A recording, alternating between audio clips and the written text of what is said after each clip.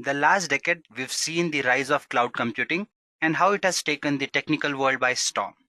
Thus, we see many companies wanting to move their business to cloud and many individuals wanting to make a career in this domain. That is why we see that many cloud service providers coming up and providing wonderful cloud computing services to many organizations and people.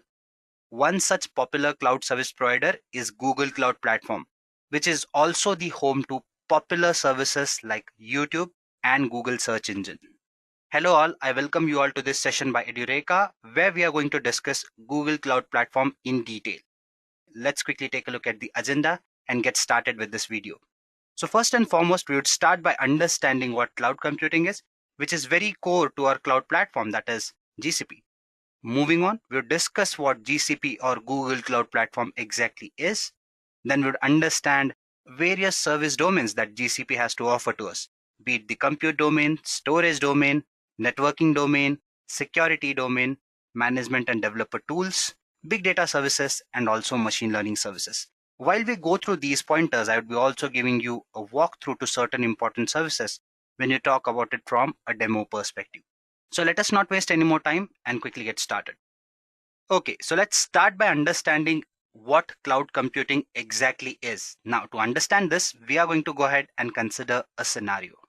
Now, if you talk about traditional e-commerce services, there are certain things that one considers, right? Let's assume that you want to set up a business that is more related to e-commerce. Now, in that case, these are the things that you'd be more involved in, right? You'd be setting up a server, right, which would basically help you connect to your physical logistics, deployments, and stuff like that, right? And to do that, you'd be needing powerful servers, right? And what do these servers also do is, they not only help you to actually manage these physical logistics data-wise, but what they would also do is help you stay connected to the audience that is there, right? What you also want to do in this business is basically ensure that whatever is happening, people can connect to it through your mobile phones, right? To give you a very common example, let's talk about Amazon or Flipkart in India that we have for e-commerce or e-shopping rather, right? So we have these applications or these websites that are up and running, which can be accessed through your web, but at the same time, you can also access them using your mobile phones, right? So what we are talking about is a centralized business that is spread worldwide and that can be accessed by using various solutions, various applications, right? Or various methods rather.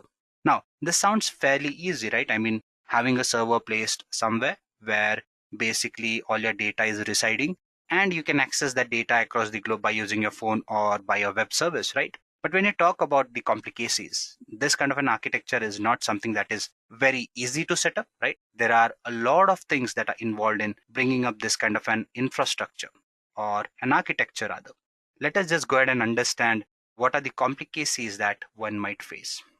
Well, one of the major concerns here is, let's assume that the traffic that is there with your website, it just shoots up. To give you a very common example, now if you're based in India, you could relate to this, right? We celebrate festivals like Diwali, which are highly popular around the end of October, November, whenever the date it falls on.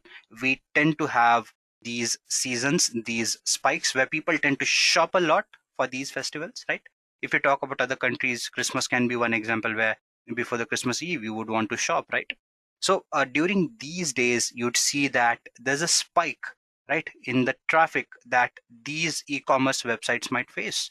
And they literally break down in some cases. That is the demand, because if you talk about these things happening at a global scale, we can imagine the population the world possesses right now, especially when you talk about India, it is one of the biggest markets for the world.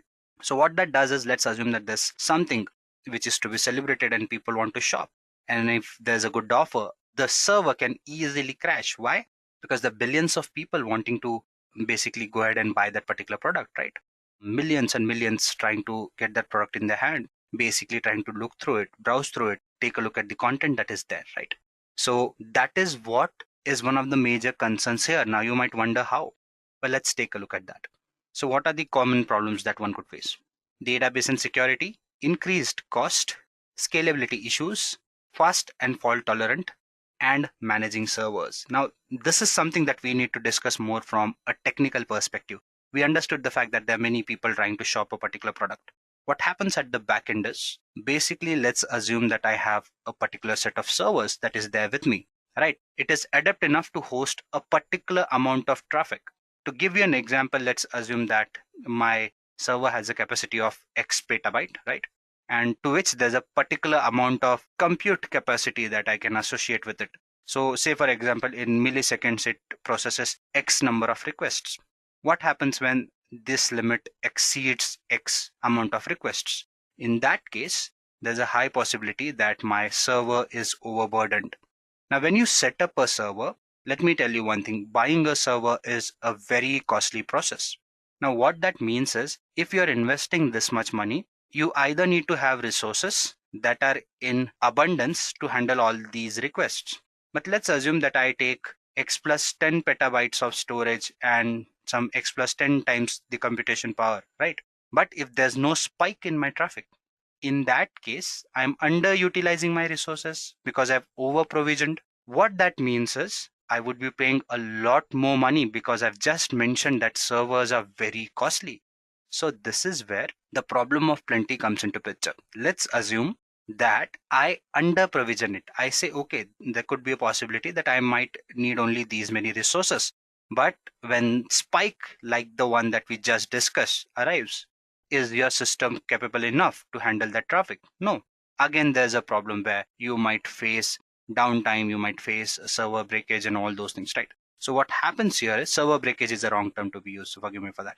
So what happens here is, even in case of under preparation, you are losing out on the business that you wanted, right? You're experiencing downtime. So this is the issue with the server. The other part that we discussed is cost, right? I mean, when you talk about buying these huge amount of servers, you're still paying money. If you're buying smaller sizes and you're losing business, you're again losing money, right? Even after investing this much in servers. Apart from that, if you talk about this hardware, right, there are a lot of complications with it. You need people who can maintain and monitor these servers, which again is a very big problem. Now, this is where a platform like Google Cloud Platform comes into picture. This is where cloud computing comes into picture, and they solve these issues, right? You have concerns like data security, you have cost concerns. Scalability is one issue, the one that we just discussed, right? Never knowing how much is enough.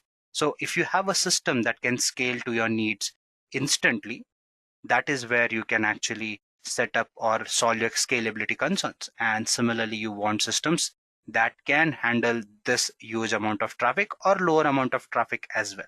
So as I've mentioned, cloud computing is something that would help you solve this problem.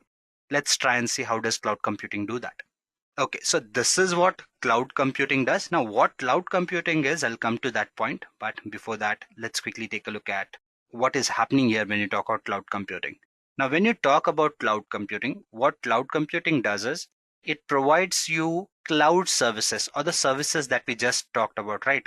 Providing you servers, providing you storage, computation, and ensuring that you do not face problems that we discussed. Now, you might wonder, as in, cloud is giving us something that we've already provisioned on ourselves. So how is cloud different? Well, what cloud does is, cloud gives you the freedom to choose in what amounts you want to use these resources, and accordingly charges or bills you for that. So what cloud computing does is, it gives you these services on pay as you go model or on metered usage model. Now, what do I mean by a metered usage model? Now, when I say metered usage, basically we are referring to the fact that you'd be using these resources in particular amounts and for particular duration, and then the cloud will charge you for that duration. So if you talk about cloud computing, you can think of it as a very big space, right, which exists somewhere where you can put forth your data, you can put forth your applications, and they'll provide you with the storage, computation, security, virtual networks, and all that you need. So you can sit at your home or in your company and basically access all your data online by using web services or mobile services, right? So that is what cloud computing does for you. And when I say they let you use these on rental basis, now if you talk about something like Google Cloud Platform, these people have huge set of infrastructures that is already set. What they say is, you can come and use our space, our computation, our storage. The fact that we already have all this set up, you don't have to buy it. We'll let you rent it. So you can save a lot of money. You can use it for a duration that you want to, and then you can let go of it, right? So that is why it is a lot more beneficial than setting up your own servers. The fact that you're renting it and the setup is already in place, it is easier to scale up and scale down. And since a cloud platform is taking care of all the managing and monitoring of your services, your issue of looking into this data, looking into servers and all those things is sorted as well. As we go ahead, we'll be discussing these things in a lot more detail. But for now, I believe the gist is clear to you people.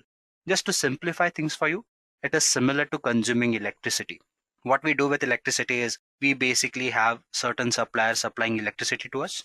We consume it for a particular duration. And once that electricity, at the end of the month, when we know that we've consumed these many units, our electricity board sends us a bill saying that, okay, this is what you need to pay because these are the amount of units that you've consumed. So what cloud computing does is it basically provides you services in these manner and also takes care of all the maintenance and other things that are associated with your cloud hosting requirements. So that is what cloud computing is in a nutshell, and thus it solves all the major problems that you've discussed. We have not discussed the database and security part. We'll do that as we go ahead. But for now, I believe the remaining points are clear to you. You can access the data remotely or by using your online services. Your costs are reduced because you're paying on metered usage, right? Dynamically, these servers can scale up and also scale down. And the amount of computation that you can choose and chop from, you have faster and better computation to meet your needs. So that is what cloud computing does in a nutshell. Let's now go ahead and see what else do we have here. So I think we have the definition here. Let's see whatever we just discussed. Does this definition do justice to that, right? Or our explanation does justice to the definition that we see on the screen. Cloud computing is the on-demand delivery of compute power, database, storage, applications, and other IT services or resources through a cloud service platform, or as we call it, cloud service provider, right? Via the internet on pay-as-you-go pricing. It is the use of remote servers on the internet to store, manage, process data rather than using a local server or your personal computer to do the same for you. So I believe by now the gist is clear to you people as to what cloud computing is and what all can we achieve by using cloud computing. Let us now go ahead and take a look at what else do we have to cover here. So first and foremost, let's try and understand cloud service models. Now, this is one of the key pointers for people who know cloud computing. This could be little repetitive, but the reason or the fact that we have many people attending this session who could be new to cloud computing, for them this is very important. The thing is, when you talk about cloud computing, these are more of the pillars, or these are the ways in which these different cloud service providers provide services to their users or consumers. So let us now go ahead and understand these cloud service models before we jump into GCP and understand what GCP is and what all it can do. Okay, so let's try and understand what do these cloud service models mean. Now, when you talk about service models, basically what they're trying to symbolize or basically represent is the fact that every cloud service vendor, in this case, something like GCP, Azure, or AWS, these are all cloud service providers, right? So when you talk about these cloud service providers, they have a particular way in which they provide these services to the users. So as a user, there are certain requirements that you may have, right? There could be certain users who say that what I want is I want a basic infrastructure, right? Where you help me plan or set up my networking, my storage, my server and virtualization requirements, right? That is, you give me the basic hardware or the bottom line that I need, right? You give me everything related to networking. How do I store my data? You take care of the servers that are there and also manage the virtualization. Okay, we'll understand what virtualization is. Or just to give you a gist, basically virtualization is nothing but it is an ability to set up multiple images or a feel of multiple devices on a single setup. Something like that. Say, for example, running 2 operating systems on a single base system. That is what virtualization is. So you get a feel of running both the systems parallelly. So that is what virtualization does. So what certain customers might want is they might want their vendors to take care of these things. And what they say is, in turn, I want to control, like I want to decide what kind of operating machine or operating system I want to run on top of my hardware, right? Similarly, what middleware I want to use through which my OS can communicate with my applications, right? And then I can create my own applications there, put my data there and start running my business, right? This kind of an architecture or a service model is called as infrastructure as a service, right? So here the basic infrastructure as a user is given to you on a platter, and you decide what kind of applications, middleware, runtime, operating systems you want to use on top of it, right? Similarly, the other approach that you see here is PaaS or platform as a service. So by the name, it is clear by now that here the entire platform is provided to you, right? The basic 4 pointers that we covered, like the networking, the storage, servers, virtualization is taken care as it is done in the infrastructure as a service module, right? But what it also helps you, or what the vendor also manages here, is operating system, your middleware, your runtime. What you only manage here is the data and applications. Now you might wonder, why would people have such requirements, right? Let's assume that I have an application in place. If you talk about businesses, say for example, big businesses where there's so many applications, so many things happening, right? Billions of requests being processed, number of applications running for each request, right? So in that case, do you have the time to set up everything? No. What do you do is you just have an application and you have your data and you want to run it as per your terms. So you say that you control all these things. So what a platform like Google will do is they'll basically just go ahead and configure everything for you. All they'll ask is what kind of application you want to run.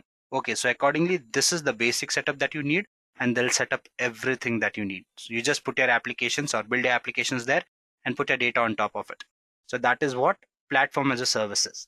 And then finally, you have software as a service. Now, when you talk about software as a service, this is where everything is taken care by the vendor. All you do is you just consume the data, right? Let me give an example for these things to you people. Let's assume that if you talk about a cloud platform like AWS or GCP, where you can launch virtual machines. In those virtual machines, the basic setup is done by the vendor. All the operating systems, choosing what kind of virtual machine you want and all those things is taken care by you. So it's an example of infrastructure as a service. PaaS. Now when you talk about platform like Google Cloud Platform, right?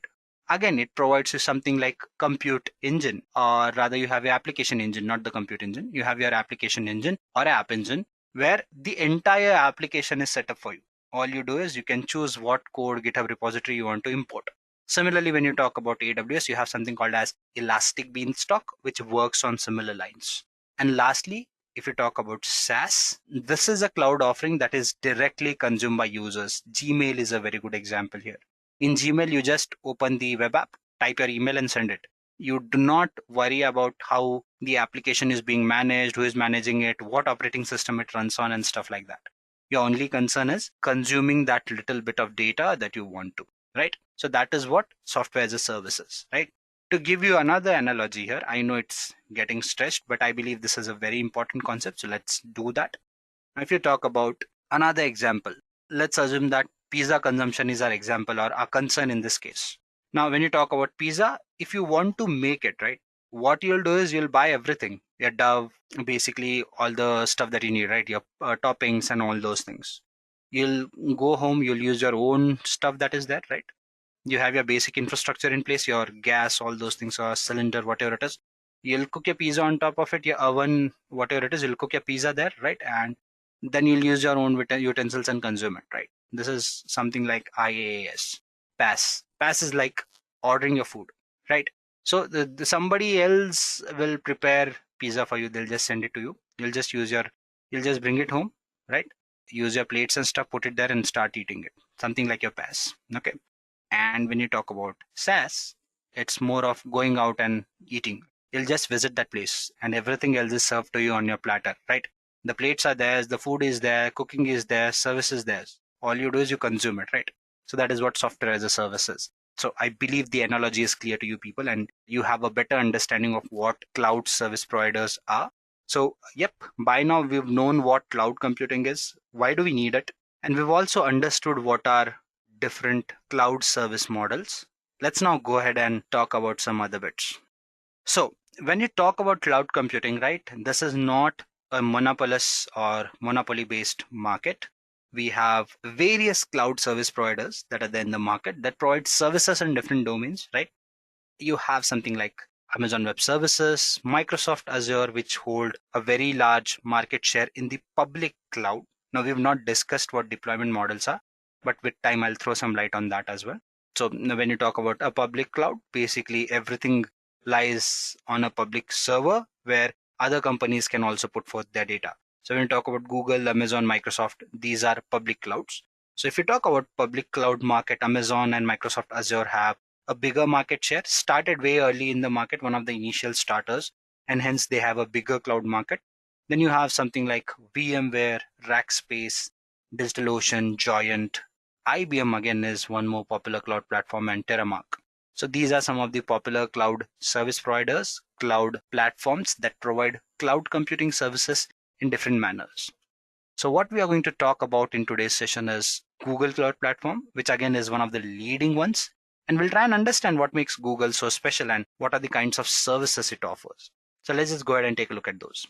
So let's try and understand GCP. First and foremost, let's try and understand why GCP. So as you can see on the screen, what it says is Google Cloud Platform is a suite of cloud computing services that runs on the same infrastructure that Google uses internally for its end user products. It can be your Google search engine, right?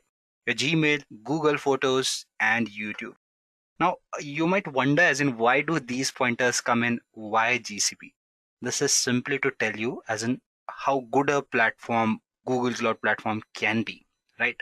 Now, when you talk about the fact that it uses similar space that these platforms that you see on your screen use, that should give you an idea as to how good a platform it is. Because when you talk about something like Gmail, YouTube, I mean, it's difficult to imagine how many people use YouTube every day, right? This is not something that is limited to India, to Asia, or to America, right?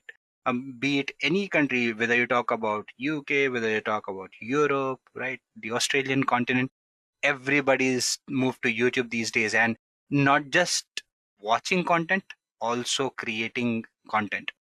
Forget out the fact that what rate it is getting consumed. Just talk about how many people are wanting to make a career in this domain.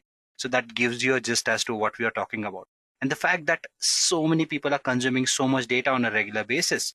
Just to give you an example, I mean, I am someone who was an avid reader once. I myself spend a lot of time on YouTube these days. And given the fact that I work like good 9-10 hours a day, I still find like hour and a half every day to spend on YouTube. So that tells you, as in, this could be a personal opinion, but I am sure that many out there are consuming YouTube at this rate or even at a faster rate or at a greater rate than I'm doing it. Okay.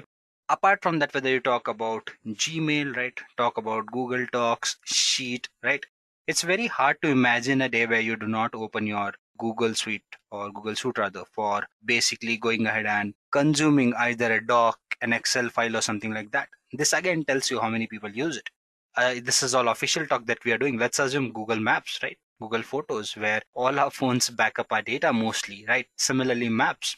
So what this tells is the amount of data that these people deal with is very huge. And the fact that Google or these things work seamlessly, I mean, it is very rare to see that YouTube has a breakage or basically YouTube server is down. We don't see that, right? So that tells you that the efficiency with which these platforms are handled and maintained, and where are these things put forth, where are these things handled and maintained, they happen on Google Cloud Platform. And that is why we see that Google Cloud Platform is one of the best in the market. There are many other reasons. We'll discuss that when we talk about the benefits part, but that's for the further slides. What we also see is some of the benefits that it provides. Let me just open these for you and then we'll discuss them one by one. Okay. It's very cost effective. When you talk about Google Cloud Platform, it is one of the cheapest cloud service providers in the market. And when you talk about GCP, what it does is it gives you per second billing as well. In many cases, if you are using a particular service for few seconds, it will charge you only for those limited amount of seconds. That is how good a service GCP is. Now, again, this is not the only benefit that it gives you per second billing, right? So if you've used a service for like 30 seconds, it will charge you for 30 seconds, 35 seconds, 37 seconds, whatever you consumed it for. But apart from that, what it also does is it gives you benefits where you can actually go ahead and pre-book your servers, your storage, right? And accordingly, depending upon the kind of subscriptions and plans you take, which are plenty to be honest, the service becomes very cheap, very affordable. One of the reasons is Google does a lot of research in ensuring that there's a lesser power consumption when you consume your data here, right? So it also ends up saving a lot of money there, ensuring the services are cheap to you people, and at the same time ensuring that the environment is not harmed badly. What they also do is they ensure that it is very scalable. Within mere seconds, you can scale up a device or even scale down. Not in all cases it would be mere seconds, but in many cases you can do that. So let's assume that you face a scenario that we discussed a while back. You have your website which is very popular, right? And in a peak time, you come across an issue where you need to scale up or just scale down in case of adversity. With something like Google Cloud Platform, that can happen in minutes and you won't lose your business. Apart from that, custom machine types. Now, again, we'll discuss this as we get into the practical part of things, where I'll show you what do I mean by custom machine types. Okay, so stay tuned for that. But just to give you a gist, it gives you an option of choosing multiple machines, multiple services, where you have multiple options to choose from that meet a particular business need in your case. So if you have a particular requirement, you can specify that with the customization that you have. Now, apart from that, there are certain services that it provides in certain domains which are highly popular these days, right? Now, as you can see, there's Internet of Things, and also on the right-hand side, you'll see big data analytics, cloud AI, right? Serverless computing. Now, if you talk about IoT, big data, or cloud AI, now AI and big data is something that is very popular. And if you talk about last 5 years, there's everyone who's wanting to make a career in this domain. I've seen people from various backgrounds curious if they can actually go ahead and make a career here. And there are people who've actually been from other domains and who are distraught for the fact that they cannot actually move to that domain. So that tells you how popular these domains are. So what GCP does is, it is something that amalgamates everything that is there, right? It's not just about hosting applications, hosting servers, right? It gives you services that lets you process data on top of cloud. And this is where something like artificial intelligence and big data can be implemented on top of GCP or Google Cloud Platform. IoT, that is Internet of Things, which helps you connect various devices using internet, right? That actually helps you in data sharing, knowledge sharing, is something that can be simplified by using Google Cloud Platform again, right? API platforms and ecosystems. So what GCP does is it provides you APIs, which can basically help you tinker with the applications that you have, find different ways to communicate with the applications globally. And that is why it is so good. And serverless computing, something that we'll discuss as we move further. Now, when you talk about serverless computing, what serverless computing does is it basically helps you focus on your business, where you do not have to worry about the servers. Basically, your service provider manages the servers end to end. All you do is you basically run certain set of scripts that are run only when an event is triggered, and then your server gets running, which you do not have to control, and your data is fetched, and the application then again halts until you make the next request. Now you'll understand why this is so important as we move further. But for now, this is what serverless computing is, where you get a feel as if there are no servers that actually exist. Okay, so these are some of the reasons, benefits as to why GCP is a very good or a popular platform that it is today, does reside to exist, right? So that is why GCP is very important, and it finds its place amongst the top cloud service providers. Let's now go ahead and talk about the other pointers that we have on our plate. So what is GCP, right? So we've discussed certain set of pointers. GCP is something that supports those claims, right?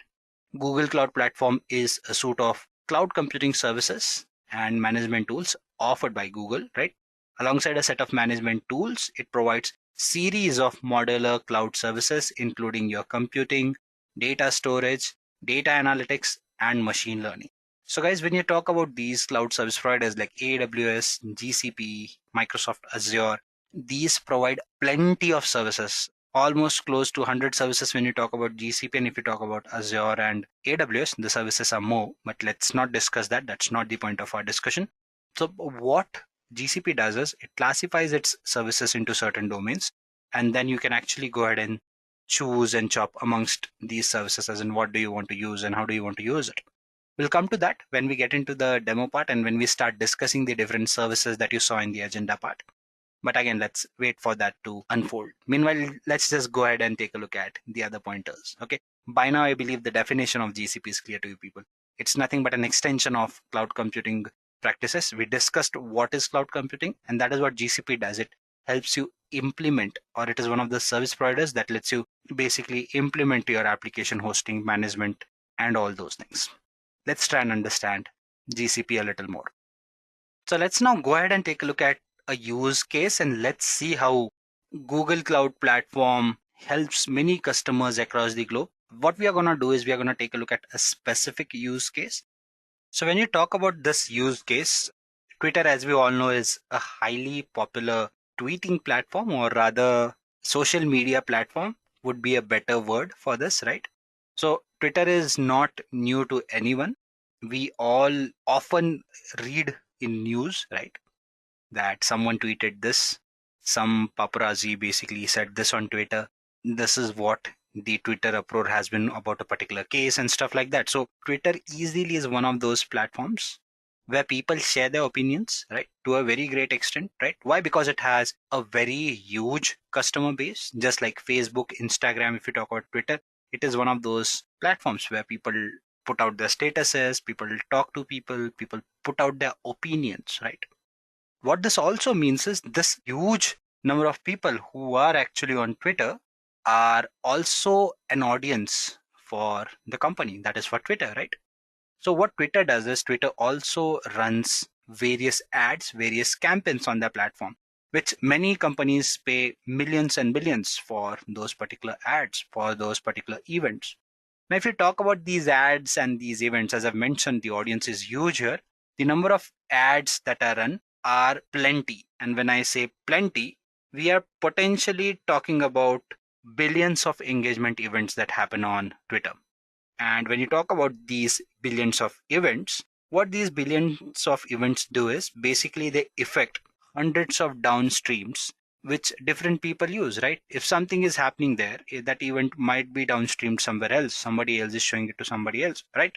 So the amount of people interacting here is huge. And not just that, when you talk about this platform, when these people interact, there's a lot of data that is being generated.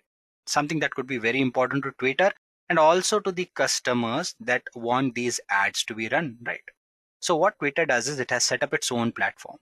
Now this platform, basically what it does is it has various channel pipelines that collects data in various different metrics, and then they have various tools like your dashboards and stuff, right, which basically give these metrics to the concerned users or to the ad runners or customers rather. So Twitter's platform, that is SDFS, though great for upscaling and for handling data, there were a lot of issues, right? It was getting redundant in many ways where people, basically the company found it difficult to actually upscale. Apart from that, it was some of the legacy based software that people were forced to use here was again proving to be a pain point in terms of cost. Apart from that, migrating this entire infrastructure somewhere else was again an issue. Now this is where Google Cloud Platform stood in. What Google Cloud Platform did was, first and foremost, it ensured that some of its storage features could move to cloud and not the entire thing. So handling the data became easier. Apart from that, in the second phase, what they also did was, this was starting 2017, right, when they did go ahead and put forth their first iteration where they solved some of the problems that I just discussed, right, like ensuring that the data gets stored in cloud, and where people could use something like BigQuery or Cloud Bigtable, which again are services provided by GCP, to process the data that is there. So the latency got reduced, and in real time people could process these requests at a faster pace and with more reliability. The fact that the storage happened there, they were not initially forced to migrate the entire system to cloud, right, but partially move it to cloud. And as they moved ahead, they basically did go ahead and solve a lot of problems, right? What they did was they used built-in support by Beams. What it did was it basically helped solve clustering problem for GCP and for Twitter, where what they did was some of the operations could be performed at once and in large scale for multiple clusters. What they also did was they ensured that there was a deep integration of Google Cloud products, be it your Bigtable, BigQuery, pops up, something like your Google Cloud's fully managed real-time messaging service as well. All these could integrate with Twitter's platform, right? And the programming model that was used by Beams, what it did was it unified batch and streaming data, or basically brought them together so that the processing again became easier. And by using this platform, Twitter rather got more efficient in basically processing these billions of ads, right? And now it can readily or more happily cater the needs of these billions of customers that they have, which are growing, and the platform that they have is going to support this upscaling part. So this was about the use case of Twitter ad management. Let us now go ahead and discuss some of the other pointers. Okay, so by now we've seen cloud computing, we've seen why GCP, what it is, and we've discussed one of the use case. The use case will start making a lot more sense to you when we discuss BigQuery, Bigtable, and all those things, which we will do as we move further. But before that, let's try and understand how Google operates. Not Google, Google is a wrong term to use here. How Google Cloud Platform specifically operates globally and what kind of infrastructure it boasts of. So global resources are multi-regional resources is what it has, be it your BigQuery, data store, cloud storage. Then you have your regional resources, right? App engine instance, and you have your zonal resource like your VM instance and disk.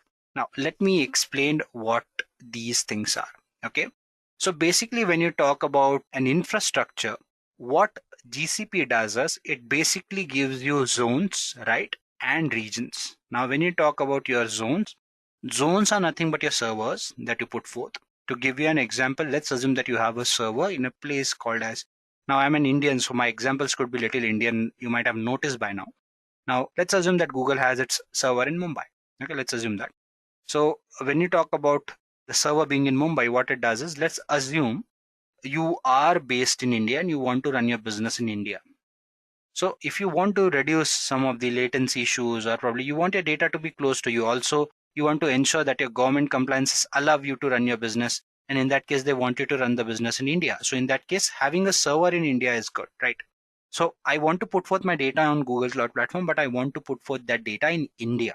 So if there's a server in Mumbai, in that case, I can put my data in that server, right?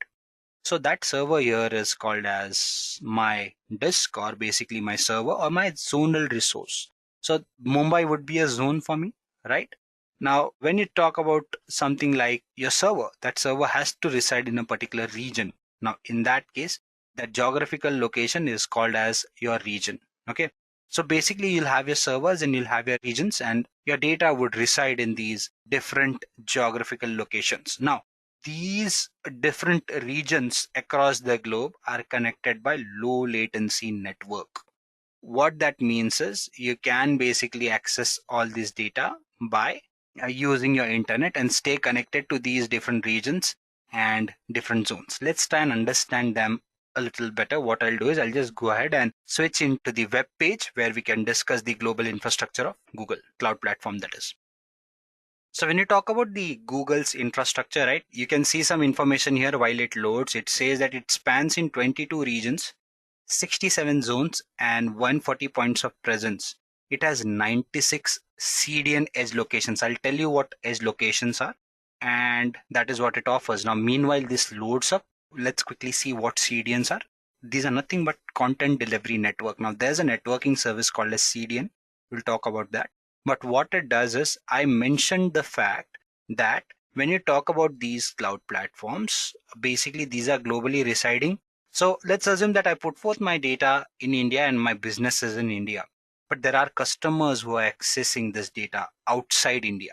So for them to put forth a web request where they search for a particular data, if the server has to come back to India, fetch the information, again send it back to the user, it could take time.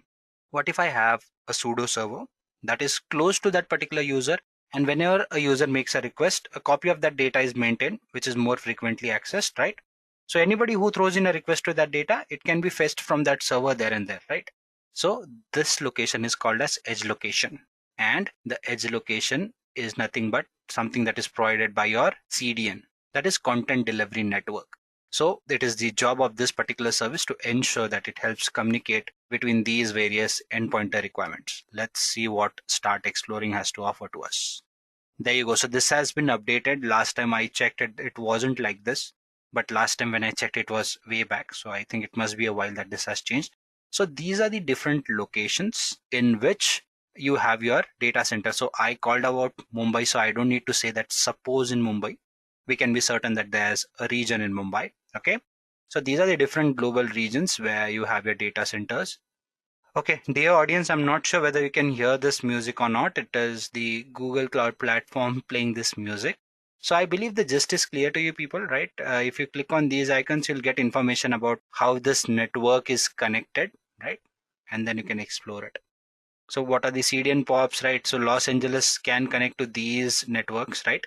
Or these CDN POPs. So I'm going to close this because it's not good for viewing when the noise comes in. So as you saw on the previous screen, right, that is what the infrastructure of GCP looked like. Okay. So I believe the basic idea is clear to you people. Will understand these services and these edge locations and all those things would be clear to you. When you talk about AWS and Azure, they too have a similar approach where they have availability zones and regions. Availability zones in their case are nothing but their data centers, and their regions are nothing but their geographical locations. So if Mumbai is a region, they'll have a zonal resource there or an availability zone. So they work on similar platform, and this is how the infrastructure of Google works like, or Google Cloud Platform rather, where you have your zonal resources or availability zones which are put forth in a region, and all these are connected by low latency network for fast data transfer and communication. So this is what the global infrastructure is. Let's now go ahead and discuss some of the other pointers. Now, when I say the other pointers, let's try and understand GCP service domains. Now, when you talk about GCP service domains, there are a plenty of service domains that GCP has to offer. The reason for that is there's so many services that GCP offers. Now, each of these are the major domains that GCP operates in. And when I say major domains, all of these domains will have sub-services or services that fall under these domains. Say, for example, when you talk about compute, now there are different compute services which are IaaS in nature, PaaS in nature, even serverless in nature, right? Similarly, you have storages and database. Now, this is where you can store your data, right? When you talk about storage, this is where you store your data in different files, formats, right? And database is something that lets you work with this data. Networking. Now, when you talk about a cloud platform like Google Cloud Platform, what it does is it has its resources that are spawning in different or existing in different parts of the world.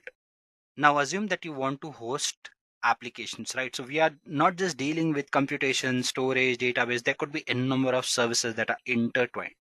So where is the data coming from? What is the amount in which it is coming? What are the metrics that I need to track? This is something that your management tools tell you. And data transfer is something that lets these applications communicate with each other.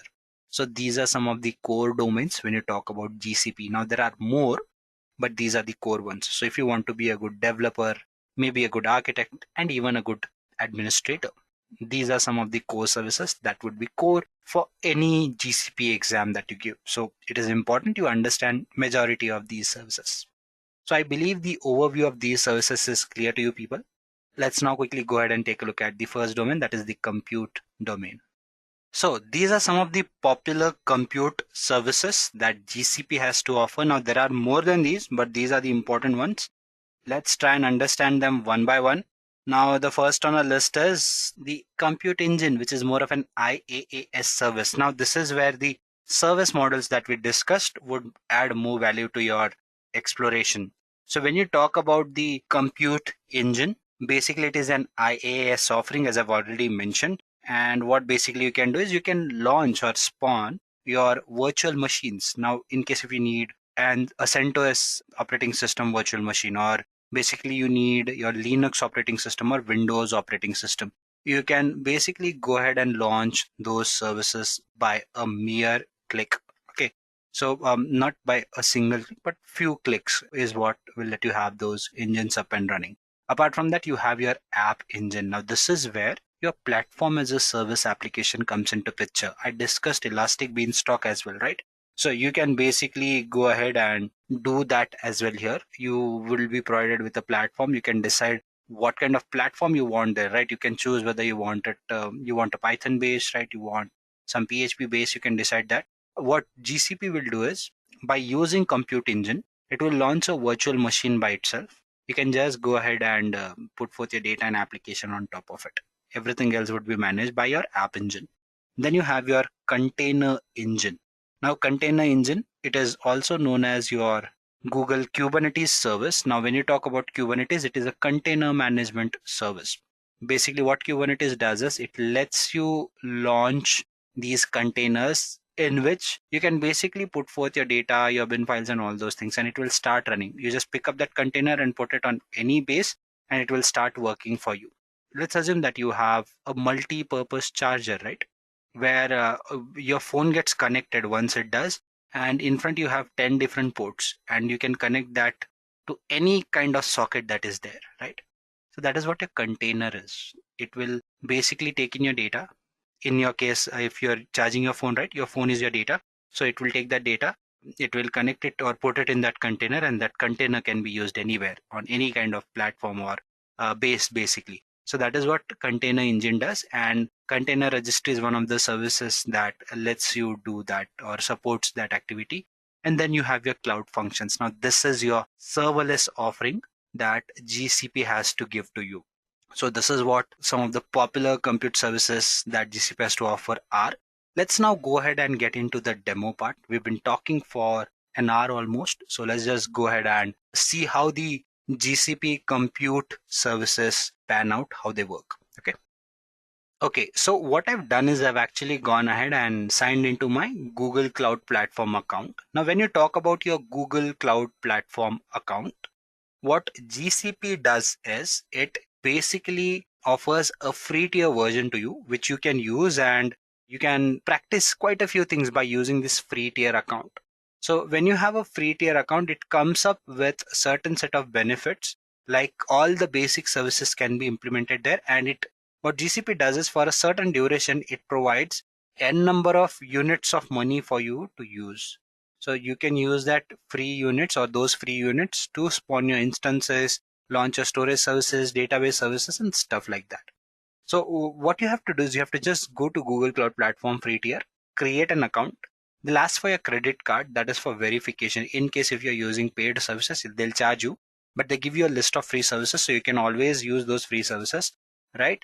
So once you do that, once you give in your credit card details, they'll verify your account and you'll be having an account that is ready to use for you.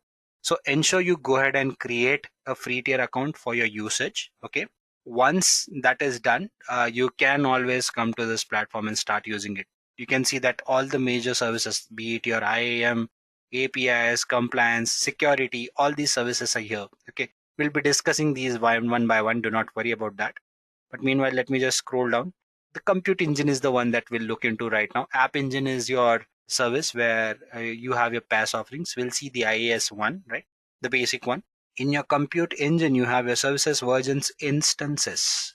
So a virtual machine is called as an instance when you talk about these cloud platforms. Let's open one of those. Unable to find resource you requested. There was an error loading it. So let's reload it. Okay, no problem. We'll go back and we'll try something else.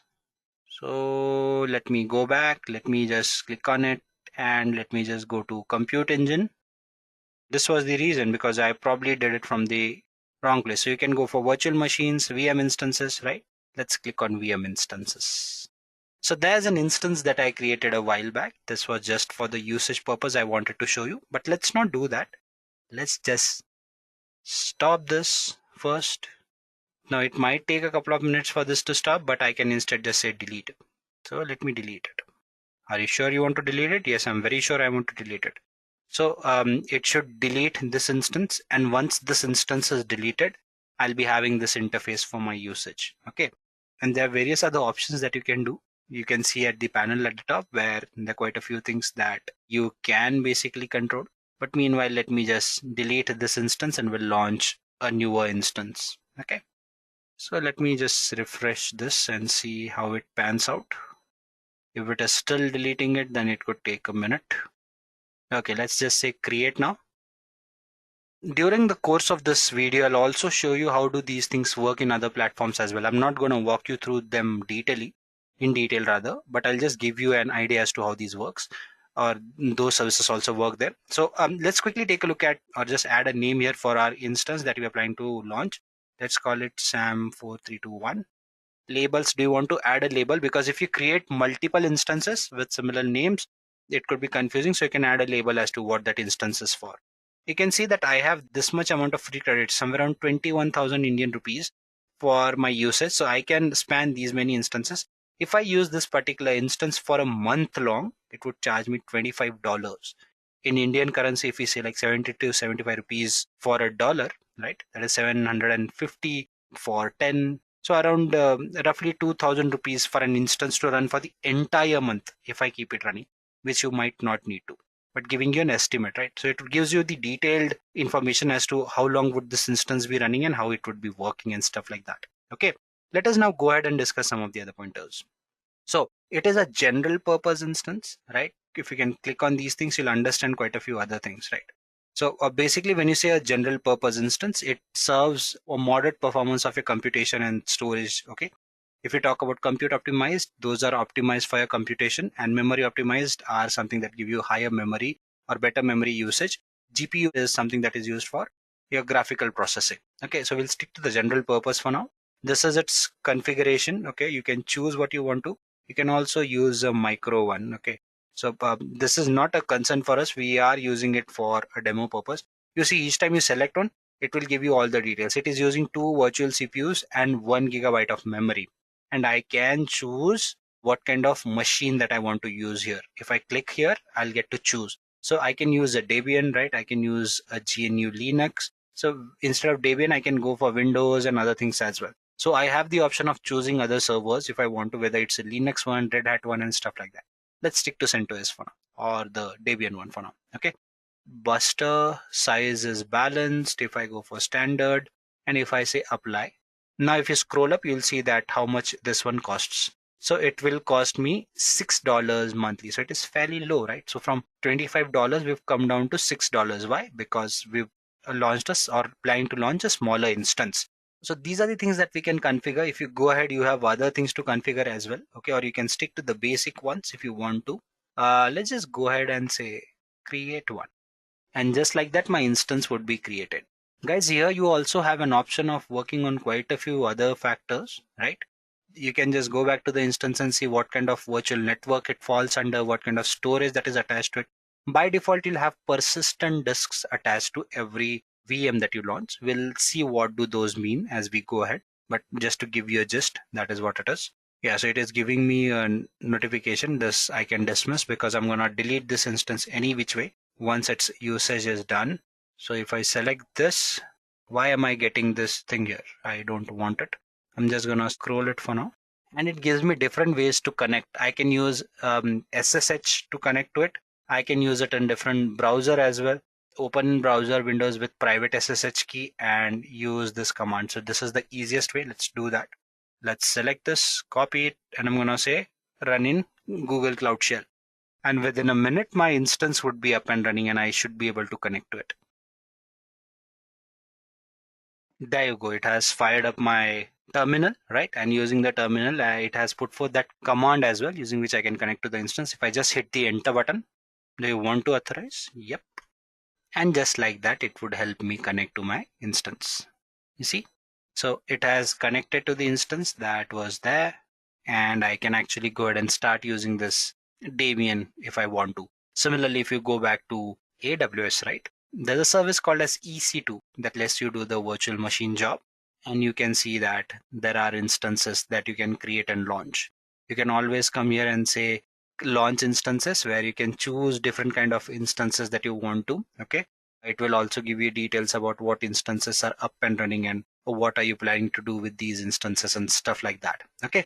So there are quite a few things that can be done here, and you can use this AWS platform for similar things as well. If you close it, if you go back to AWS services, it also has plenty of services that you can use. So we'll compare these services. How do they fare with each other and what kind of offerings these platforms give us? But by now, I believe the basic compute service is clear to you people, how it works and what all can be done with it. Okay, let's go back to our presentation and see what are the other pointers that we have to cover here. So we've seen how compute services work, at least the basic fundamentals as to how virtual machines on GCP work, and we've seen how, as they call it, compute engine rather, works on GCP, which is equivalent to AWS EC2. Let's now go ahead and discuss how storage services work on GCP. Now, when you talk about GCP storage services, there are plenty of storage services that are there on GCP. And the reason storage services are important is when you talk about cloud platforms, right? It is very difficult to imagine any cloud platform without data. And the reason is simple, right? I mean, any application you create, any kind of data you put forth, you are dealing with data, right? Be it monitoring the data, managing the data, analyzing the data, right? Processing the data, everything happens on cloud. And that is why when you talk about storage services, they're fairly important. Now, when you talk about these storage services, they will store data in different ways and in different formats, right? You could be required to store your images, you could be required to store your videos, you'd be required to store maybe your structured data and stuff like that, right? So first, here you have something called as cloud storage. Now, it is a unified cloud storage service. What this unified cloud storage service does is it lets you store data in the form of blobs, or you can store your data, be it your images, as I mentioned, be it your videos, right? Be it your other forms of data. It can be your structured data, unstructured data, right? So you can store that kind of data here. But mostly the data that is stored here is stored in the form of objects, or objects rather, and is stored in containers called as buckets. Now, when you talk about other cloud platforms, something like AWS, Microsoft Azure, now on these platforms, when you store this kind of data, you have separate services for storing the data. Now you have something like S3, right, which stores all these kinds of data. Then you have something called as EFS, which stores files in the form of data. You have EBS for block storage. Here to have persistent disks for that, but I believe you get the gist what I'm trying to say here. Apart from that, you have your other data services, like you have your big table, that is cloud big table, and your cloud data store. Now these are your NoSQL databases. Now when I say NoSQL databases, I'm talking about those databases that basically deal with not only SQL data, it can be your unstructured data as well. Now these are different from your cloud storage. The reason is these are more towards the line of database services where you can process your data, right? You'll be having your data stored in a particular server, and then you can process this data by using something like cloud big table or your cloud data store. When you talk about cloud data store, it mostly works with hierarchical data, whereas your big table is responsible for dealing with data that requires low latency, right? Quick processing of data. You can read, write your data, and it gives you highly, or you can say high throughput performance for data analytics as well. If you go ahead, you have your cloud SQL. Now this is something that deals with your SQL data, or your sequential data rather, right? So if you have structured data and you want to put it in databases and process it, this is where your cloud SQL storage will come into picture. And then you have something like persistent disk. Now what is a persistent disk? When you talk about persistent disks, we are talking about block storage. What is a block storage? This kind of storage always needs a host machine, a host system to access this kind of data, right? So when you talk about this kind of storage, to give you an example, let's assume that you have your hard disk, right? You can store your data in your hard disk, but how? You need to connect that hard disk to your system, right? To some other device where you can put forth that data and copy that data there, right? So it is dependent on the host machine. But your block storage again comes in two parts. You have your ephemeral storage and persistent storage. Ephemeral storage is something that dies with your instance. Okay. That means if there's a particular instance or virtual machine that you've launched, or a system you've launched, if you delete that particular virtual machine, your data would die with it. In case of persistent storage, there's a slight difference here. In your persistent storage, your data won't die. Why? Because you are creating this storage separately, and you can attach it to your instance, you can detach it to your instance, and it will not die even if your instance does. Okay. So this is what persistent storage, and these are what cloud storage services are like. I will understand these services practically as well, but before that, let's quickly jump into the other set of services, that is your networking services. Now when you talk about cloud networking services, again network is a very important aspect of cloud. I believe I've already discussed this when we talked about popular service domains on a surface level. And the reason for that is when you talk about clouds, as I've already mentioned, your data could be residing in different parts of the world, and there could be different things that you need to control. One of the major things that you need to have here is an umbrella of network that connects these different locations and places where your resources lie, right? So there would be a lot of things like who gets to access what, how, right? What are the firewalls that are in place? What are the subnets? What are the IP addresses? What needs to be assigned to whom, right? And this has to happen virtually because you cannot have physical subnets and networks, right? You cannot have physical routers and stuff. Yes, there would be some physical routers, but all this network is basically connected over a virtual umbrella. And that is why you need these virtual network services that GCP offers, in this case of Google Cloud Platform, right? So let's try and understand them, as in what are these and what all can you do with it. So first you have your virtual private cloud. So whatever I've just discussed, right? So you can create a virtual private cloud or cloud virtual network, right? Where you can put forth certain set of resources in that particular network. Say, for example, you have like 100 devices that you can assign in that particular network. So you can basically create subnets, create sections, decide how many IP addresses you want to assign to a particular network or to a subnetwork. Again, decide what resources fall under that particular network and what are the ways in which you can access resources from there, right? So it's a mix of various IAM services as well, something that we'll discuss as we move further. But I believe by now the gist is clear to you as to what your virtual private cloud does, okay? Or your cloud virtual network. Apart from that, you have cloud load balancing. Now, this is another interesting service. We discussed about those applications where we have our e-commerce website and it experiences traffic. So if we stick to our Diwali example or a New Year's example, we are talking about a lot of people shopping, right? In that case, there could be a possibility that there's a lot of burden on a particular resource, a server. In that case, you have one option of scalability, which we talked, right? You can upscale horizontally and vertically as well. Now, for people who do not know what horizontal scaling and vertical scaling is, we are referring to two important pointers here. The first one is how do you scale horizontally? That means if there's a lot of load on a particular resource, you can have multiple servers attached, multiple machines attached. And there's something called as vertical scaling where you can actually go ahead and increase the computation storage power of a single machine. So there are different ways to scale as well. But what does load balancing do? What load balancing does is instead it diverts the traffic from a particular resource to the other to manage the load in case of existing infrastructure where you do not need to scale up or down. This is very good in terms of disaster recovery as well, where you do not have to worry about if a data center goes down or stuff like that. So say, for example, you have an instance where you have this your e-commerce website and it is experiencing a lot of traffic. Can you just transfer your traffic to some other node or some other instance or virtual machine that is located in some other region or which is close by? So your traffic would be distributed. Yes, absolutely. You can do that, and you can do that by using cloud load balancing. Okay. So these cloud load balancers, they come in various forms, right? And there are different purposes for these. There are application load balancers, there are standard load balancers and stuff like that. Okay. So depending upon the applications, they vary as well. To give you another layman example for these things, you have something, if you are in India again, then you'd know that the Cosmos cities here experience a lot of traffic.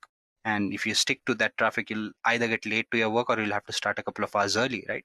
So we always know our shortcuts where to move from to do what, right? So if there's a lot of load, lot of traffic in particular area, you can always take this other route. And that is what cloud load balancing does in terms of your data, right? Where should they move your data? They'll move it to some other load balancer where it can be balanced better. Okay.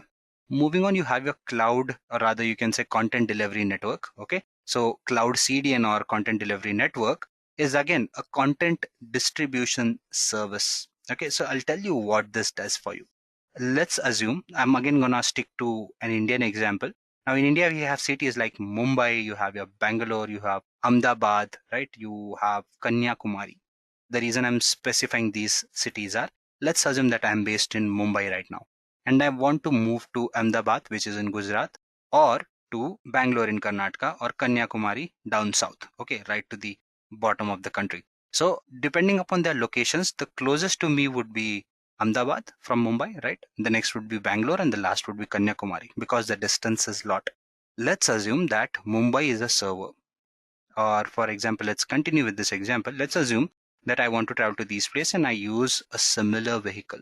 Let's assume I'm either taking a bus or I'm taking my personal car, right? So if it takes like what 10 hours to reach to Ahmedabad, it would take like around 15 to 20 hours to reach to Bangalore and somewhere around 25 to 30 hours to reach to Kanyakumari, depending upon how I leave from Mumbai. Okay. So the point I'm trying to make here is the more the distance, the difficult it is, or the longer it will take for me to reach to a particular location.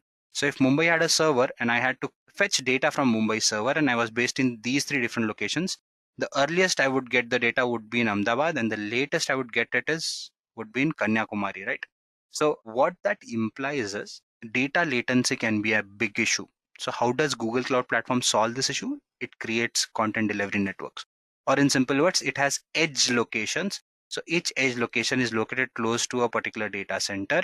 What they do is they fetch the frequently accessed data from the server and cache it there in that particular edge location. So that way, whenever if I am trying to access this data, let's assume from Kanyakumari, and if it has been cached there, I would be accessing this data at a faster rate because the distance would be minimized, thus resulting in low latency results.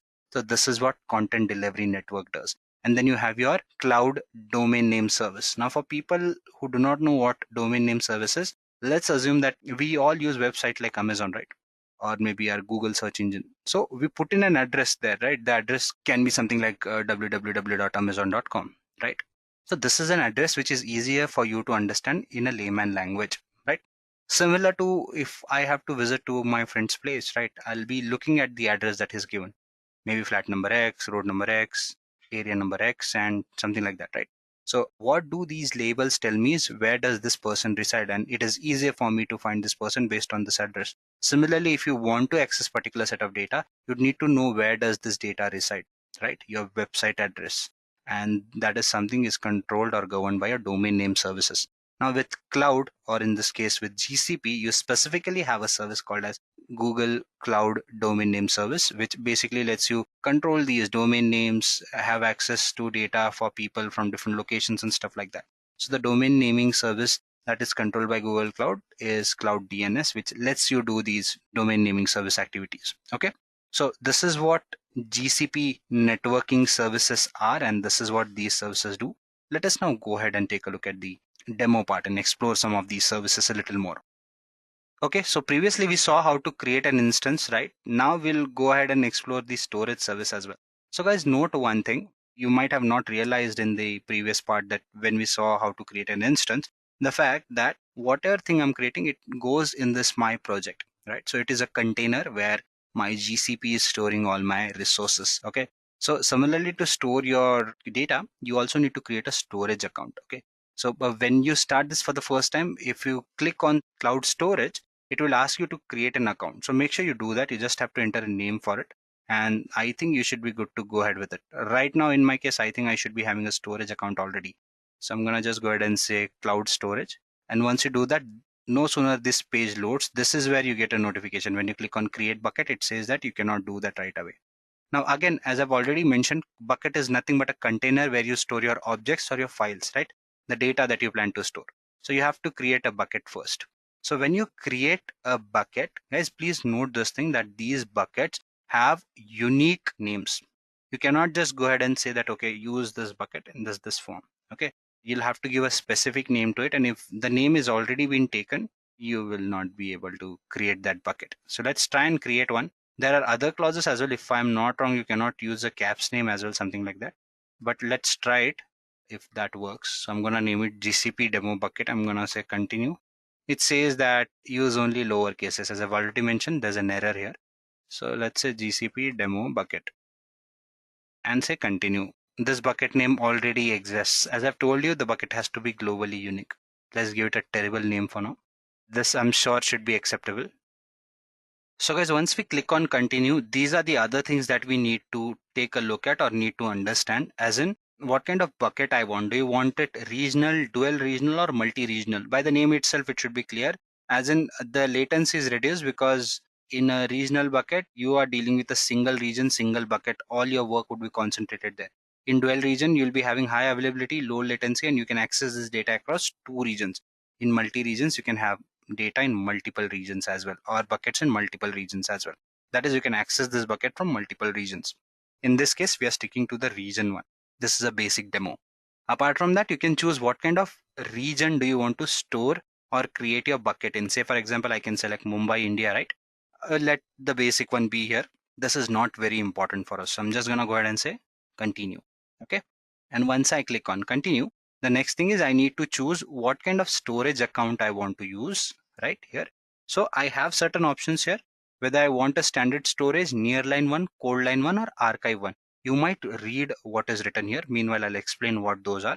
Say, for example, you want to store your data, right? It is mission critical data and you want to access it right away. Okay. So in that case, you should store your data in standard access. This is where no matter when you put your data, you can retrieve it right away. Okay. No retrieval time is required. Nearline is something when you put your data there, you have to put that data there for at least a month. You cannot access it or retrieve it before that.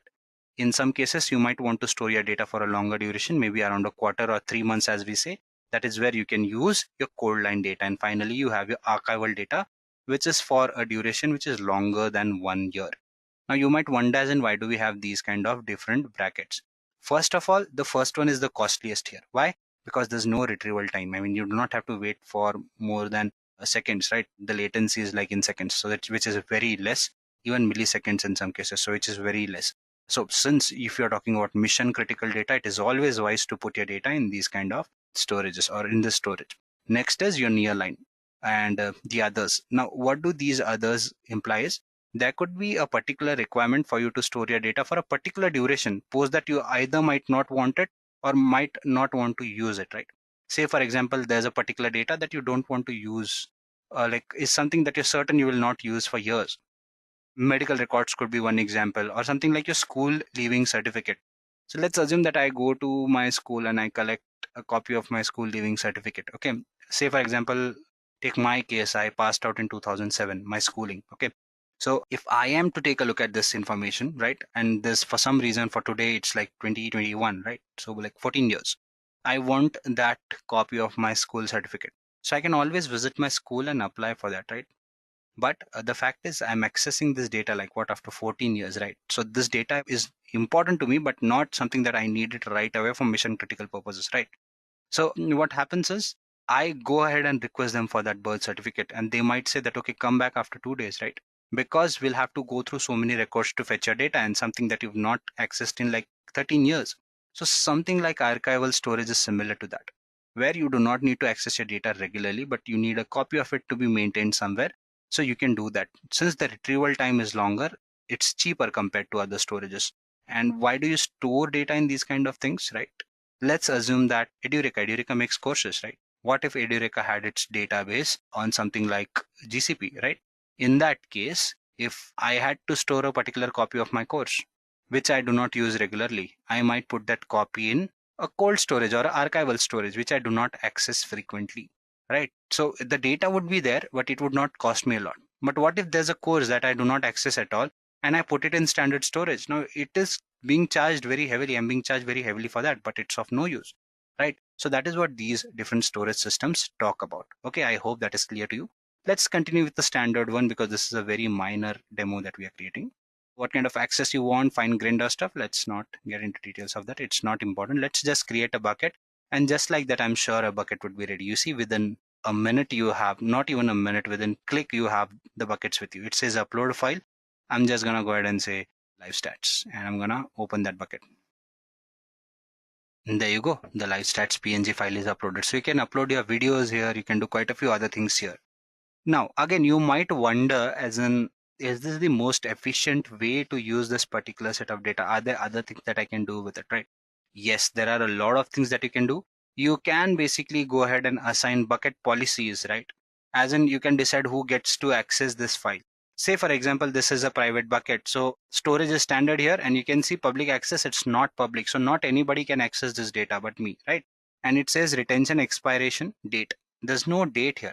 Why is that? Because I haven't set a life cycle policy. Something that I can do when I say assign a life cycle policy, what that means is basically I can decide after a particular duration what to do with this file. Now there's a certain set of data that might be useful to me in real time, but that data might not be as useful after 3 months, right? So let's assume that there's a particular image that I put forth here, and I realize that after 3 months I'm not using that image. or I know that after 3 months I will not be using that image at all. So in that case, I can assign a life cycle policy to it. I can say that in that life cycle policy, I can say that, okay, for 3 months, let it be in standard storage. Post that, either move it to cold line or near line, or directly move it to archival, because I might not be accessing that file for that longer duration any further. In case if I feel that I'm just not going to access that again, I can just set an expiry date and it would be deleted and garbage collected by GCP. Okay. So that is what your lifecycle policies let you do. The other things that you can do, you can delete your content here, download it, right? You can upload your files and do other things as well. So this is what your bucket or your Google Cloud Storage lets you do. Now with AWS, you have something like AWS S3 Simple Storage Service. I'll show you what that is, but when I discuss the IAM part, that is when I'll show you, because I want to also talk about multi-factor authentication and stuff like that. So meanwhile, you can wait for it. Okay. So this is what these buckets or these storage services do for you. So I hope this is clear to you. We also discussed the VPC part, right? So let's quickly see what VPC also does. So do we have VPC here? So for VPC, I'll have to maybe scroll up or scroll down. VPC, there you go. And you say create your VPC networks. Okay. So this is where you can create your virtual private cloud. By default, you can see that these are the subnets that are assigned to it.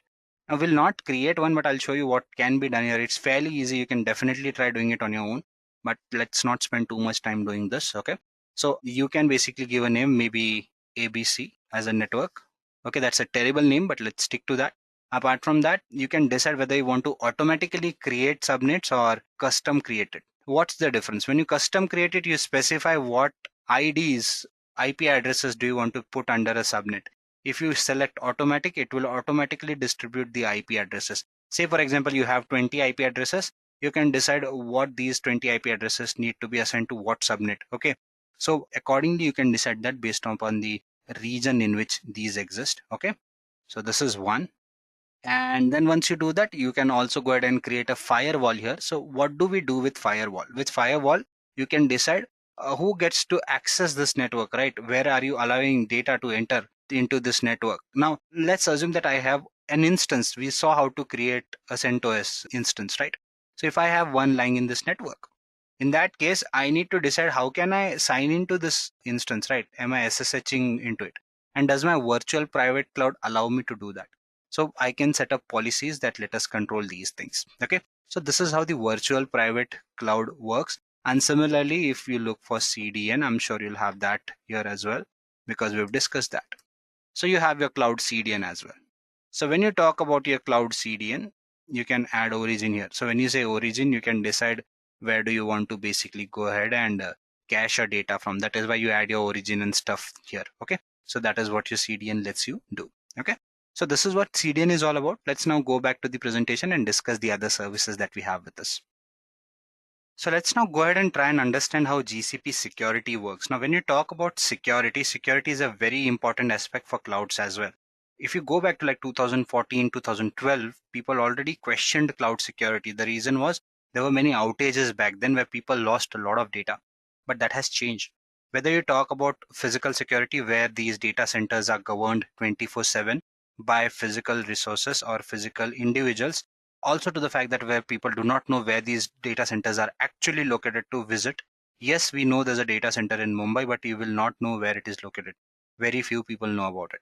Apart from that, if you talk about network security, there are various practices, be it your IAM, where you can control identity and access management, be it running security checks through and through, or be it setting up shared security models where you as a consumer get to control certain security activities, and cloud as a vendor knows that, okay, these are the things that we need to control, and they also control those security aspects. So you get more security when you talk about cloud.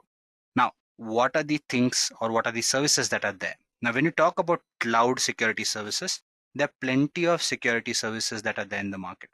The major ones are, you have your Google Resource Manager, then you have your IAM, Security Scanner, and Platform Security. The others as well, as I've mentioned, but these are the core ones. If you talk about the Cloud Resource Manager, what a Cloud Resource Manager does is it lets you set up a structure, right? We've talked about that your projects hold all your resources. So it's a similar structuring that we are talking about. Since you put all your resources in a structure, it becomes easier for you to decide who gets to access what, and more importantly, how. Okay. Now this is where your IAM also comes into picture. What IAM does is basically IAM ensures that you as a user gets to control who gets to access what and how. So we'll see this in the demo part. I basically have some IAM users through which I can access my AWS account, which is very similar in Google Cloud Platform as well. I'll show you how that works. Okay. So basically, when you talk about Cloud IAM, what it does is it helps you create users to start with. So I can create, say, for example, 10 users for 10 different people. So I have an organization where I want these 10 different people to do different things. So I'll be creating 10 different accounts so that when these people access the cloud, they get to access this cloud from their account, and I can decide how much access to give to which individual, right? I as an admin, I have entire control, but others I can decide who gets to access what, right? To give you another example, let's assume that you have a set of developers who might be needing access to all the developer tools and activities that concern it. Next is your analytics team who needs access to more management tools and not the developer tools. So I can set up two groups, right? I can create two groups. This is another concept where you can create groups, and in these groups I can decide who gets to access what in that group, and accordingly create users and put them in that user group. So basically they get to access only those resources first, right? Then you can create also policies where you can do some service related work where you can decide what service requests to throw and all those things. So that is where your policies and roles come into picture. So that is what Cloud IAM does. Basically, it lets you govern the identity and access management to your cloud platform. Then you have your Cloud Security Scanner. Now, what exactly is a Cloud Security Scanner? When you talk about a Cloud Security Scanner, basically let's assume that I have n number of virtual machines created. Now these virtual machines would be accessed through different URLs, right? The applications that are based on top of them would have certain URLs, and people would be accessing it from different resources. What Cloud Scanner does is it basically scans or crawls through all the links, all the websites and applications that are being accessed and checks for security.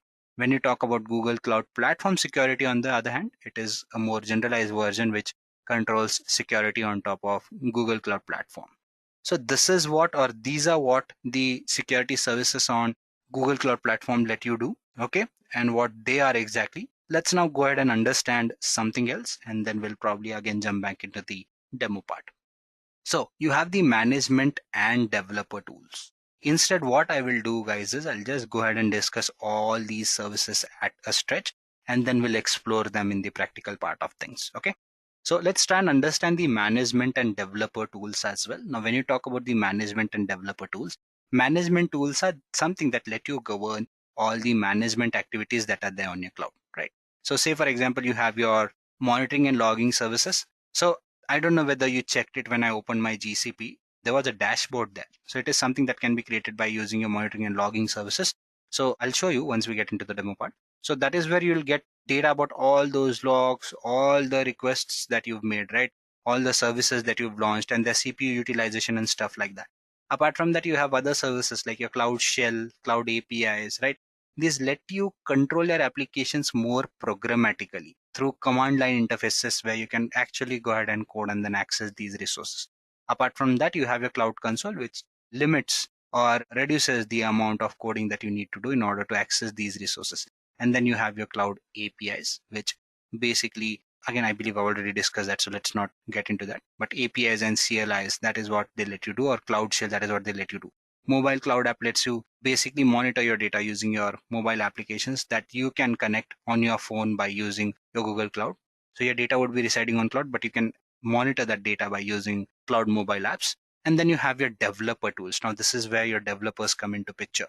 When you talk about cloud, you are not gonna just go ahead and put your data there and manage that data, right?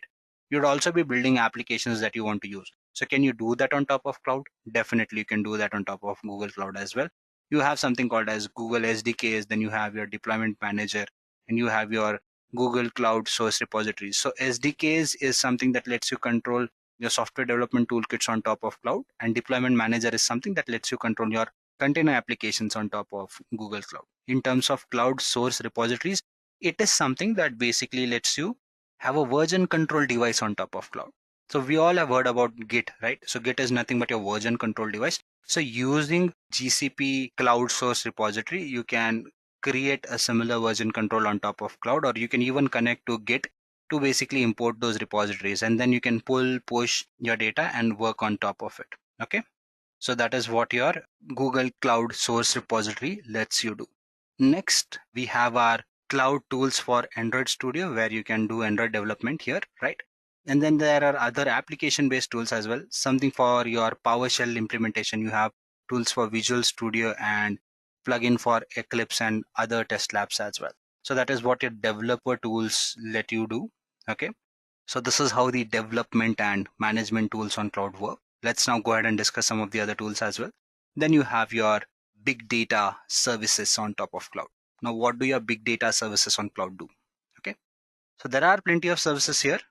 You have your BigQuery, you have your Dataproc, PubSub, you have your Dataflow, Data Lab, Genomics, and a number of other services. Now, BigQuery is nothing but a data warehouse that basically lets you analyze your data and process data at a very low latency. Dataproc is again another service that lets you deal with your Apache server, Apache Hadoop kind of infrastructures. Now, when you talk about big data, right, we are talking about Hadoop infrastructure. This is where we are talking about unstructured data being handled. And one of the easiest way to put your data there is by using something like a Hadoop ecosystem and by using Spark that lets you stream process data at a very quick rate. So that is where your Dataproc service comes into picture. It basically lets you manage these kind of data on top of your cloud and basically lets you manage your big data activities on top of cloud. Then you have your PubSub and Dataflow. Now these are your streaming services. So if you've heard of something like Kafka, that lets you do publish your data and basically lets you to subscribe to other topics as well.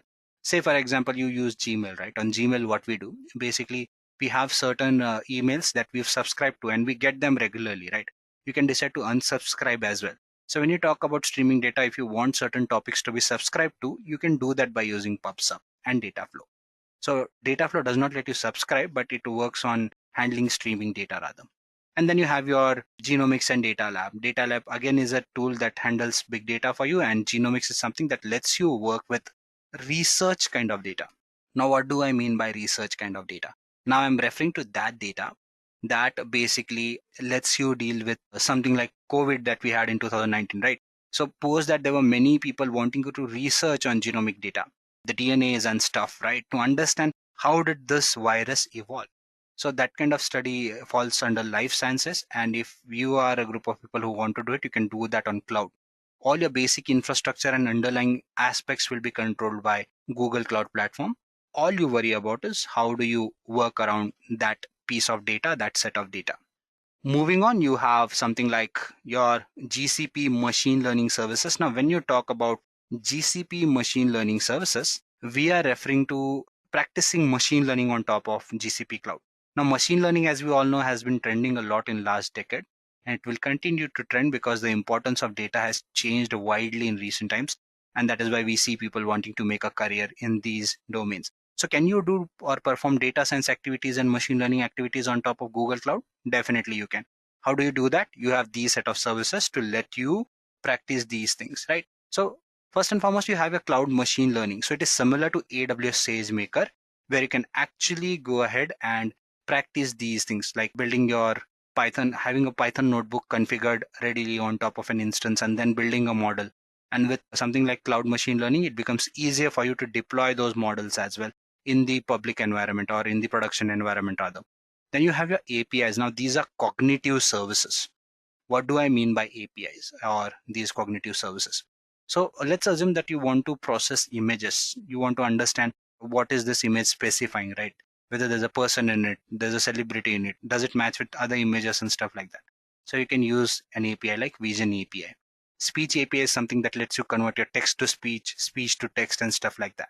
Natural language APIs are something that let you work with your lexical data analysis or basically doing sentiment analysis and stuff like that. Then you have translation and job APIs as well that basically let you translate your data, and job APIs are something that again deal with data handling in general. So that is what these services let you do.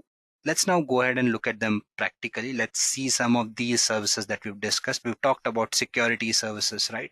We've gone ahead and discussed the big data ones, the machine learning ones as well. Let's try and understand them practically and see how do some of those work, or what can you do with these services rather. Okay. So I'm going to quickly switch into my console. So there you go. I've gone back again and now I'm going to go ahead and you see this dashboard here. We talked about the management and developer tools as well. So this is how a dashboard, this is what it simplifies, right? What kind of data was being used. So initially when I started the server at 12:30 today, I had a spike there. Okay, so that is gone. That is when I started one of my services. So the CPU utilization rose there. So you can see that the CPU utilization and stuff will change here if you create your resources. Okay, you can monitor other resources, billing and stuff as well. You'd get to know what are the resources. You can see that there are two storage buckets that are there, one compute engine that we created a while ago, and one of the buckets that you saw how to create one, right? So all the information would be available in your dashboards, and this can be done by your monitoring and logging services that you have. Okay, what are the other things that we can do here? Let's just go ahead and take a look at those. Security services, IAM is one of those that I just mentioned, right? So you can create your IAM users here and you can decide all those things, who gets to access what. So if you click on members roles, you can add those. You can just add users as well. Say for example, I add a user called as Vishal here. Okay, forget the spelling, it's not important. Okay, I can select what kind of role this individual needs to have. Okay, you have to enter the email address here for that. Okay, so you can add an email address, and post that you can decide who gets to access what. Is it an editor access, owner access, viewer access? And I can also add conditions here for durations, times, days, what kind of access and stuff like that. You can add more roles here and then you can just say save. Once you do that, you can add them in groups as well. You can see that there are members here, right? So you can create groups as well and then you can add them there. All the policy analyzers and stuff, you'll find all those things here. I mentioned the fact that I'll show you something in AWS as well. So you see, this is the company's account that we use, and I have an IAM user here. Okay, you see, this is signed in by this account. But when I member login, right? If I member login here, it will ask me to do a two-step authentication process. So when I enter the password, it will ask me for a number that would be generated by Google Authenticator on my phone. So it's a multi-factor authentication process, more than one step of authenticating that I am the right user. And since this is a pseudo user that I'm using, I do not have admin access to a lot of services. Say for example, if I open S3 here, it will not let me create a bucket here because I do not have access to that. You see, you don't have permissions to list buckets. So this is what you can control by using your IAM policies, and that is what your IAM services let you do. So I believe this little bit or this little gist of things is clear to you people.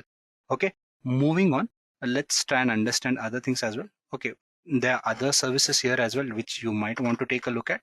If you say sign into the console, it will directly sign in right now because I'm already signed into it. If I wasn't, it would have asked me for all those passwords. And there are other services here as well, right? You have your IAM billing, or basically S3 is something that is similar to the buckets that I've already shown. EC2 is something that lets you create instances here. Okay. And then there are a plethora of services that deal in management and monitoring as well. So if you scroll down, you'll get information about those. You see, you have VPC here, you have CloudFront is one more that should be here or somewhere, which is equal to GCP CDN. And then you have your developer tools. Okay, so you have your code commit, which is similar to the Google repositories, cloud repositories that we saw. So that is what these services let you do, and these basically let you deal with all this data that is there for you to work with. Okay, let's now go back to this thing and take a look at other things as well. So I believe the security bit is clear, management bit is clear to some extent as well for you people. Big data services, we've discussed that there are a lot of big data services here as well. If you scroll down, or if you just go back here and click on services, you'll see that all the other services here. Okay, so we talked about pub/subs as well, right? If you remember. So these are the databases, right? The big table data store, the NoSQL databases that we discussed. You also have your spanner, which is again a database service. SQL is something that stores your SQL data. Monitoring is few things we discussed. Code build is something that lets you develop your code. I've told you, you can build your code there, whatever pieces of code you have. And similarly, if you scroll down, this pops up, right? I talked about topics, subscriptions, and snapshots. You can do all these things by using these particular set of services here as well. Okay, so in terms of APIs as well, I've talked about that there are vision APIs, but again, when you want to use vision APIs and stuff like that, you need to basically activate those APIs, which I don't think are activated here right now. So I'm afraid I will not be able to show you a demo on that, but you can do that. Text to speech is what you can use. For that too, you'll need access, but you can actually go ahead and enable these APIs and you can actually go ahead and work on these things practically then. Okay. Apart from that, there are other things that you can look into. Some of those are, if you go to AWS, you have services like Poly, which lets you convert text to voice and vice versa. Textract is another one that lets you do that. Then you have Rekognition, which lets you process images. Okay. So if you come here, you can actually go ahead and do all those things, right? Facial analysis, whether a person is happy or not, male or female, right? What could be the age? You can decide you can do face comparison or celebrity recognition as well. So you can compare two images and tell whether they match with each other or not, whether this is a celebrity face and does Google or Amazon know it, right? So these are the things that you can do with these APIs that we discussed. So these are a few things that you need to look into. There are quite a few things that you can actually express when you talk about, or explore rather, when you talk about Google Cloud. What I will also do is, as we move further in future content, I will ensure that we come up with videos that talk about these services in detail, and where we'll focus more on each of these services individually. This being a tutorial video, I had to cover a lot of content here, so we could not discuss all those in detail. But in future, definitely we'll come up with more individual videos that talk about this content or those services in particular in detail. As far as this session goes, I believe we've reached its time, and I would be ending this session here. In case if you're interested in Google Cloud certification training and you like structured approach, you can definitely check out Edureka's Google Cloud Platform training, which is a certification training, and we have 24/7 support that would help you in that. Apart from that, if you're interested in similar content, do not forget to subscribe and hit the bell icon to stay notified on the latest content that we have. Thank you.